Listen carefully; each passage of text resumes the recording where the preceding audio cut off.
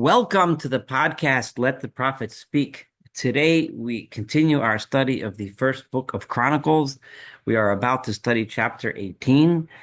At the end of chapter 17, we read the prayer of David before God, where David humbly presented himself before God and asked God, tell me what I should do. Tell me what I should do in order to bring about the greatness of God, to establish the people of Israel, the relationship between the people of Israel and God, such that the greatness and glory of God should be sanctified throughout the entire world through his chosen people and through my family, the family of King David, myself and my descendants for the many generations into the future.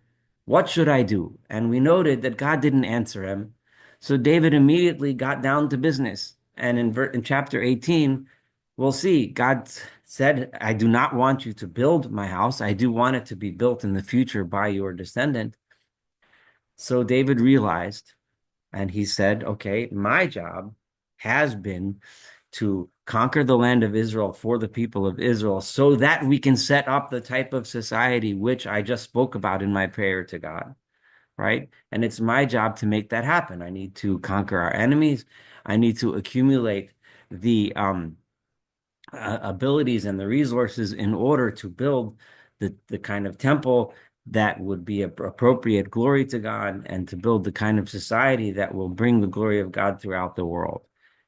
So David immediately, without hearing specific instructions, understood through his own humility what he should do next.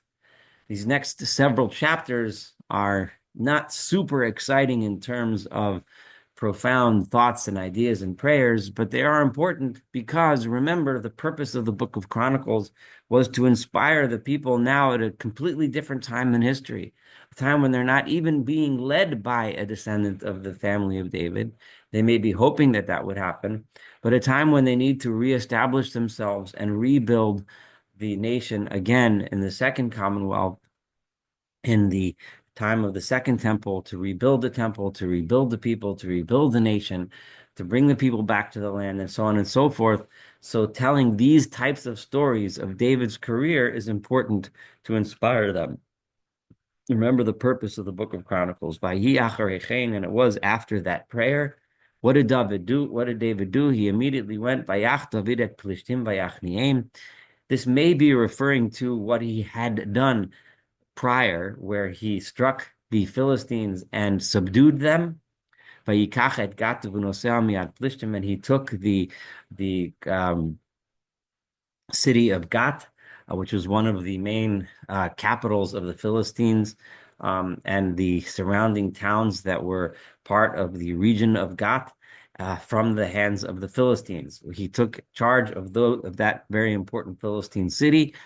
This was one of David's main accomplishments, removing the Philistines from the arena of Israel's enemies. Vayachet Moab, and he went and he struck another one of their enemies, which was Moab. Vayu Moab avadim li David nosei mincha, and the people of Moab then became subservient to David and paid tribute to David. They became a vassal kingdom. So here we have he fought them in battle, did not destroy them, but maintained them as vassal kingdoms, which was generally the way things worked in those days. Vayach David et Hadad Ezer melach Tzova chamasa, and David then struck the king, called his name being Hadad Ezer, who is the king of Tzova Hamas, which is somewhere up towards the north. Belechto lahatziv yado b'nahar Paras. At the time when he was going to establish his yad, a yad usually refers to a monument.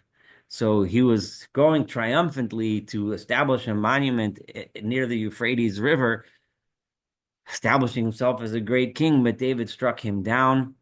Vayilkod David mimenu, and David captured from him Elef Rechev, 1,000 chariots, Vishvat Alafim Porashim, and 7,000 horse riders, Viasrim Elef Ish Ragli, and 20,000 infantry soldiers. Vaya'aker David es kol harechev, and David uh, destroyed all of the horses. By destroying them, he made them unable to act as war horses by I think it was somehow cutting one of the sinews of their heel. By Yoser Mimenu Re'arechav, but he retained 100 of those horses. He wanted to disable the enemy from ever mounting an attack in the future. It would seem that he left the these soldiers. He may have incorporated these soldiers into his own army. He may have left them, but left them helpless to be a threat in the future. Vayavo Aram Darmesek, and then he came to Aram Darmesek, Aram in the region of Damascus. This is a I'm sorry, I translated this wrong.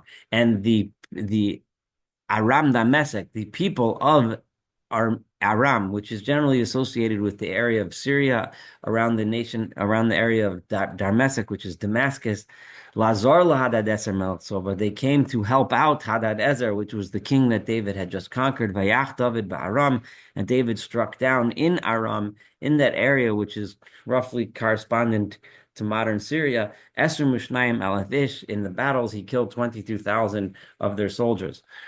Vayosem David Ba'aram Darmesek. David then stationed in Aram Darmesek, in the region of Aram. Aram, which is, as we know, a foe of the people of Israel. Constant, there's fights back and forth throughout the days of the kings, which we will read about to some extent in the book of Chronicles, but you can go back to the book of Kings and read a lot about the Arameans. Vayhi Aram David, and Aram became to David avodim nosei mincha. They also were made into vassals that brought tribute to David. So here David is building up the wealth of the nation. Vayosha Adonai David b'chol asher alach, and David and God helped and saved David and helped David be successful in victory in every battle that he would undertake. Vayikach David et shiltei hazahav asher hayu al avdei Hadadezer. The servants of Hadadezer had these golden shields, and David took them by V'em Yerushalayim and took them to Jerusalem. Umi Tivchas Umi Kun Orei Hadadezer, from these cities called Tivchat and Kun. Lokach David Nechoshet Rabam Yod. He took a tremendous amount of Nechoshet, uh, often translated to copper, but more likely bronze, right? And a note for the future, when Solomon later on built his tremendous yam, which is often called this, it literally translates to sea, which was actually a large copper reservoir of water that was within the temple. We'll read about that we read about that when we read about Solomon's building the temple, and the pillars that were made of bronze and so on, and all of the other bronze kalim, the other bronze vessels, he took from those towns. Vayishma to'u melech Hamat. So now David is conquering in the northern regions, and as you go north towards what's now Turkey, you come to the region of what's called Hamat, or Hamath in English. We don't know exactly where it is, but somewhere up northern Lebanon, northern Syria, somewhere near, and southern Turkey, somewhere in that area was the kingdom of Hamat. And they, of course, were then afraid that they're next in David's line. They heard he caught David at Kolchel Hadadezer Melech Tzova. They saw that David had conquered Hadadezer, the king of Tzova. So Vayishlach et Hadoram beno. So he sent his son, the king of Hamat, sent his son, whose name was Hadoram, El HaMelech David, to King David, Lish'alo Shalom, in order to establish peace and sign a treaty, so that it should be known that he doesn't want to be David's enemy, Uluvarcho, and to give him blessings, Al Asher Nilcham Hadadezer Vayakeu, over his victory over Hadadezer.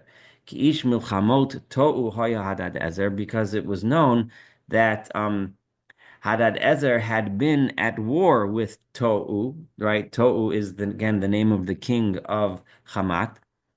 And he brought with him all sorts of gold and silver and bronze vessels.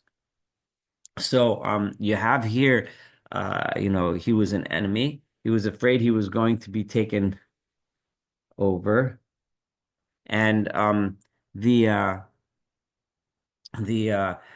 the Tou, the king of Hadad-ezer, um, I'm sorry, Tou, the enemy of Hadad-ezer, wanted to sign a peace treaty with David, and so he sent his son with all these gifts. Gam osah higdish hamelech David ladonai. So David took all these gifts and consecrated them for God, set them aside to be used in the future temple.